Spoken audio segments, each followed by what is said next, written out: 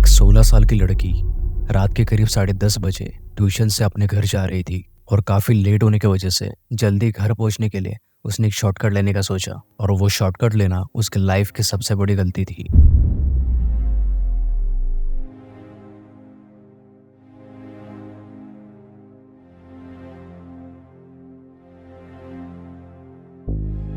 मेरा नाम है ज़ायरू और मुझे हॉरर और क्रीपी स्टाइल वीडियोस बनाना बहुत पसंद है। अगर आपको भी इन सारे वीडियोस में दिलचस्पी है तो मेरे चैनल को ज़रूर सब्सक्राइब कीजिए। ये कहानी है हमारे सब्सक्राइबर श्वेता की, जिसके साथ रात में अपने घर लौटते समय एक पैरानॉर्मल इंसिडेंट हुआ। अगर आपका कोई दोस्त अपने ट्यूशन से या फिर अपने ऑफिस से बहुत लेट आता हो और वो सुनसान सड़क से आता हो तो उसे ये वीडियो ज़रूर शेयर कीजिए। बाय द वे, इस वीडियो में ये एक ही कहानी नहीं है, इसमें और भी कहानी मैंने बताई है, तो इस वीडियो को ज़रूर एंड तक देखना। और अगर आप भी चाहते हो कि आपकी स्टोरी मैं मेरे वीडियोस में बताऊं तो मैंने डिस्क्रिप्शन में ईमेल आईडी दिया है, उस ईमेल आईडी पर आप अपनी स्टोरी मुझे भेज सकते हो। So without further do let's dive into our today's video.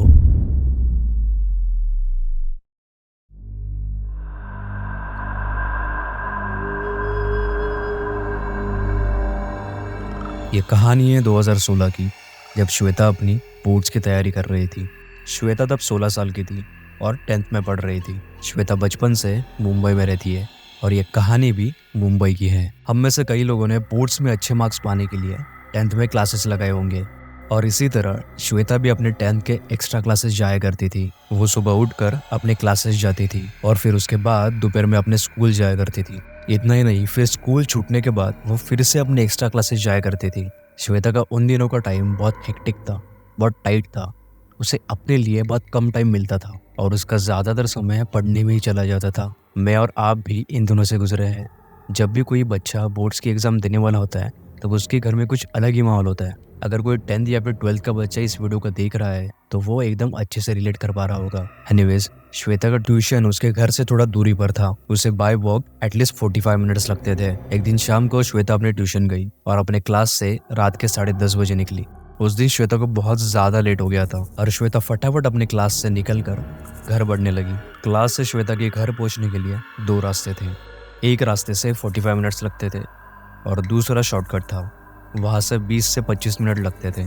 लेकिन वो रास्ता थोड़ा सुनसान था, स्पेशली रात के समय में वहाँ ज़्यादा कोई लोग नहीं दिखते थे। उस रास्ते से जाने के लिए रेलवे ट्रैक को क्रॉस करना पड़ता था और आगे 2 किलोमीटर चल के एक अबैंडन्ड हॉस्पिटल भी लगता था। श्वेता पहले भी उस रास्ते से अपने दोस्तों के साथ जा चुकी थी, लेकिन कभी वहाँ से अकेली नहीं गई थी। श्वेता को जल्दी घर भी पहुंचना था। श्वेता ने सोचा शॉर्टकट से ही घर चले जाते हैं, लेकिन ये श्वेता की उसके लाइफ की सबसे बड़ी गलती थी। श्वेता उस दिन जब अपने घर पे जा रही थी तब श्वेता का मूड बहुत अच्छा था।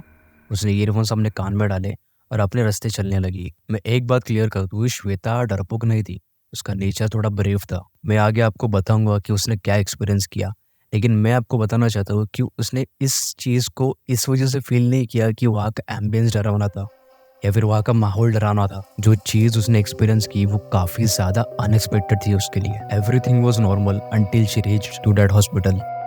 सब कुछ नॉर्मल था जब तक वो उस हॉस्पिटल तक नहीं पहुँच गई। जब वो उस अबैंडन्ड हॉस्पिटल के पास पहुँची तब अचानक से वहाँ ठंडी हवा चलने लगी। उस हवा की वजह से श्वेता को गूज बम्स आ गए थे। ठंडी हवा चलना काफ़ी स्ट्रेंज था क्योंकि मुंबई में ह्यूमिडिटी होती है और जिस तरह से श्वेता ने वो ठंडी हवा अचानक से फील की थी वो उसके लिए काफ़ी स्ट्रेंज था। फिर भी श्वेता आगे चलती रही और थोड़ा आगे चलने के बाद उसे ऐसा फील होने लगा कि उसके पीछे कोई चल रहा है। उसने पीछे मुड़ के देखा भी, लेकिन उसके पीछे वहाँ कोई नहीं था। श्वेता को अब थोड़ा डर लगने लगा था। श्वेता अब आगे बढ़ने लगी थी। श्वेता को उसके आगे थोड़े डिस्टेंस पर एक औरत साड़ी पहने हुई दिखी। उसे उसको देखकर डर नहीं लगा, उसे लगा कि वो औरत उसकी नेबर में रहने वाली आंटी है। उसे वो दूर से उनके जैसे ही दिख रही थी। श्वेता को अब अच्छा लगने लगा था, उसके जान में जान आई। श्वेता सोचने लगी कि अब मुझे इस क्रीपी रोड से अकेला नहीं जाना पड़ेगा। श्वेता ने अपने ईयरफोन्स निकाले और उनको आवाज दी, आंटी आंटी रुकिए। लेकिन कुछ रिस्पॉन्स नहीं आया। तो श्वेता ने अपनी चलने की स्पीड थोड़ी बढ़ाई जिससे कि आंटी के पास वो पहुंच सके।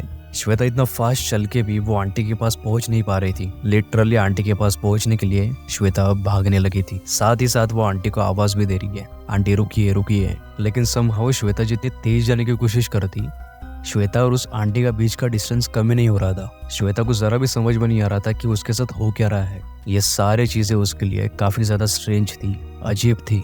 श्वेता भागते भागते अचानक से रुक जाती है और वो फिगर आउट करने की कोशिश करती है कि एग्जैक्टली वो किसका पीछा कर रही है। श्वेता को वो फिगर अभी भी क्लियर दिख रहा था, लेकिन थोड़ा सेकंड्स ऑब्जर्व करने के बाद अचानक से वो औरत फ्रैक्शन ऑफ सेकंड्स में वहां से गायब हो गई। और श्वेता जिस रास्ते से भाग रही थी वो रास्ता एकदम सीधा था। श्वेता के मुताबिक वो रास्ता 1 किलोमीटर तक एकदम सीधा था और वह छुपने के लिए कोई जगह भी नहीं थी। ऐसा हो ही नहीं सकता था कि वो औरत कहीं भाग के कहीं आगे जाके छुप जाए। वो औरत नहीं बल्कि कुछ और ही था। श्वेता बहुत ज्यादा डर गई थी। श्वेता बहुत जोर से वहां से भागने लगी थी। डर के मारे श्वेता ने आगे पीछे आजू बाजू देखना बंद कर दिया और वो बहुत जोर से भागने लगी। और तभी अचानक श्वेता को एक आवाज सुनाई दी। क्यों भाग रहे हो? इधर देखो। यह आवाज श्वेता ने एकदम क्लियरली सुनी थी। वो आवाज इतनी क्लियर थी कि उसे लग रहा था कि वो एक कान के पास आके बोल रहा है। श्वेता बहुत ज्यादा डर गई। वो भाग भाग के सीधा अपने घर पहुंची। घर पहुंच के उसने ये बात किसी के साथ शेयर नहीं की। उसको उस रात बहुत ज्यादा बुखार आया था। अगले दिन सुबह उठकर श्वेता ने सारी बात अपने घर वालों को बताई। उसने क्या देखा, उसने क्या सुना, सारी बात। लेकिन उसके घर वालों ने उसके ऊपर जरा भी विश्वास नहीं रखा। उल्टा उसको ये कहा कि तुम थोड़ा पढ़ाई से ब्रेक ले लो, तुम ज्यादा स्ट्रेस ले रहे हो, तुम थोड़ा रेस्ट कर लो। लेकिन थोड़े दिनों बाद घर में कुछ अजीब चीजें होने लगी।